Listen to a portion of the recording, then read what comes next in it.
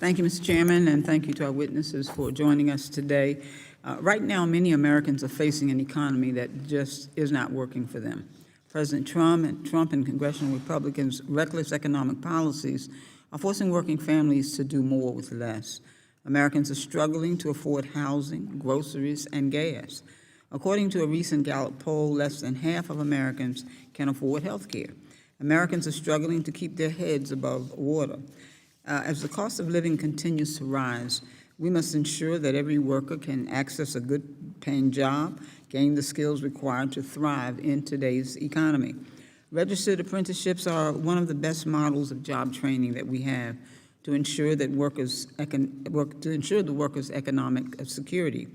Each year, hundreds of thousands of workers complete a registered apprenticeship program and earn money while learning in-demand skills and receive nationally recognized credentials that lead to rewarding careers. They also provide employers with a pipeline of talented employees. Registered apprenticeships are so successful that 9 out of 10 apprentices continue to be employed upon completing their program and earn an average starting wage of approximately $80,000 a year.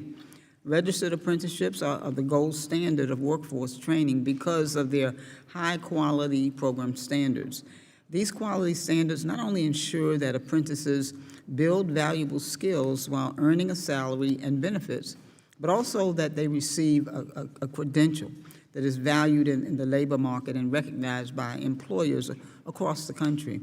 Without these standards, workers can become vulnerable to predatory, ineffective programs. We're fortunate to have John Ladd as one of our witnesses this morning. Mr. Ladd ran the Department of Labor's Office of Apprenticeship across 4 presidential administrations, both Republican and Democratic. There's nobody better to tell us about the benefits and the potential of registered apprenticeships. And as Mr. Ladd notes in his thoughtful testimony, the number of apprentices doubled since 2014, but we have more work to do to continue this growth and expand opportunities for women and other populations that remain statistically underrepresented in registered apprenticeship programs. Last year, President Trump issued an executive order directing the Labor Department to deliver a plan to reach and surpass 1 million new active apprentices. Subcommittee Democrats and I welcome bipartisan support for registered apprenticeships, but rhetoric should match reality. And with this administration and congressional Republicans, what they say and what they do are hardly ever the same. In early 2025, Elon Musk's Doge made a huge mess and spurred an exodus of staff at the Labor Department, likely including some of the same folks who would have worked on the president's apprenticeship executive order. The Trump administration needlessly paused or canceled millions of dollars in grants for apprenticeship programs and research.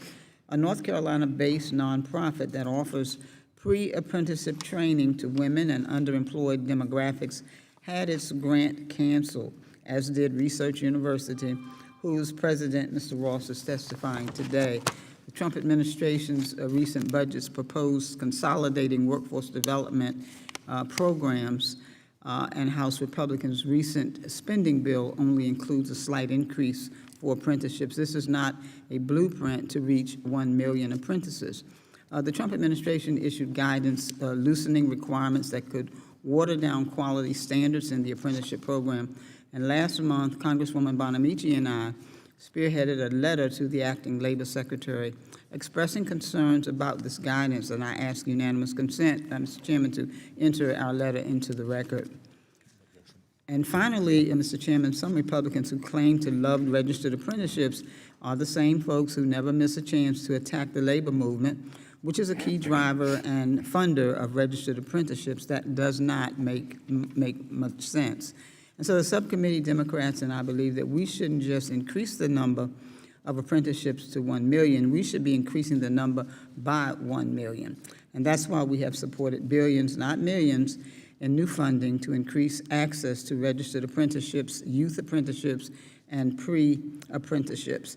And this is why we continue to stand with the labor movement, which continues to do so much important work and innovation in this policy area, among others. I look forward to today's discussion, and I yield back the balance of my time, Mr. Chairman.